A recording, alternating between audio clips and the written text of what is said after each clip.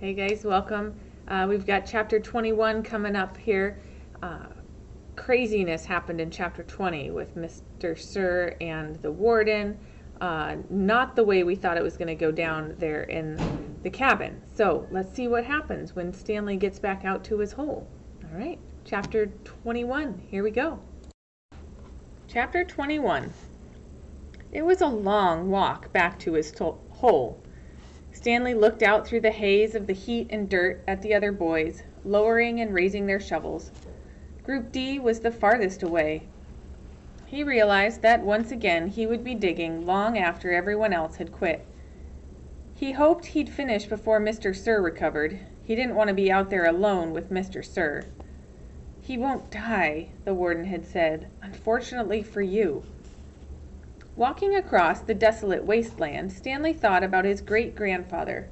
Not the pig stealer, but the pig stealer's son, the one who was robbed by Kissin' Kate Barlow. He tried to imagine how he must have felt after Kissin' Kate had left him stranded in the desert. It probably wasn't a whole lot different from the way that he himself felt now. Kate Barlow had left his great-grandfather to face the hot, barren desert. The warden had left Stanley to face Mr. Sir. Somehow his great-grandfather had survived for 17 days before he was rescued by a couple of rattlesnake hunters. He was insane when they found him. When he was asked how he lived so long, he said he found refuge on God's thumb. He spent nearly a month in the hospital. He ended up marrying one of the nurses. Nobody ever knew what he meant by God's thumb, including himself. Stanley heard a twitching sound. He stopped mid-step, with one foot still in the air. A rattlesnake lay coiled beneath his foot. Its tail was pointed upward, rattling. Stanley backed his leg away, then turned and ran. The rattlesnake didn't chase after him. It had rattled its tail to warn him to stay away. "Thanks for the warning," Stanley whispered as his heart pounded. The rattlesnake would be a lot more dangerous if it didn't have a rattle. "Hey, caveman!" called Armpit. "You're still alive?"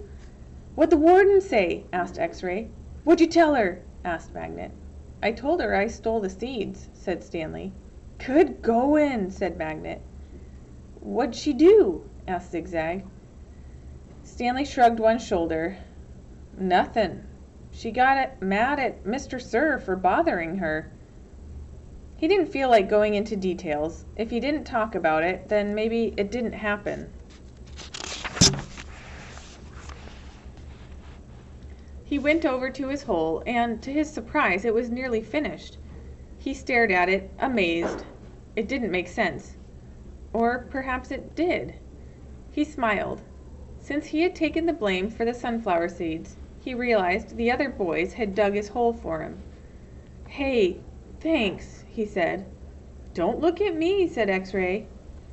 Confused, Stanley looked around, from Magnet to Armpit to Zigzag to Squid. None of them took credit for it. Then he turned to Zero, who had been quietly digging in his hole since Stanley's return. Zero's hole was a lot smaller than all the others.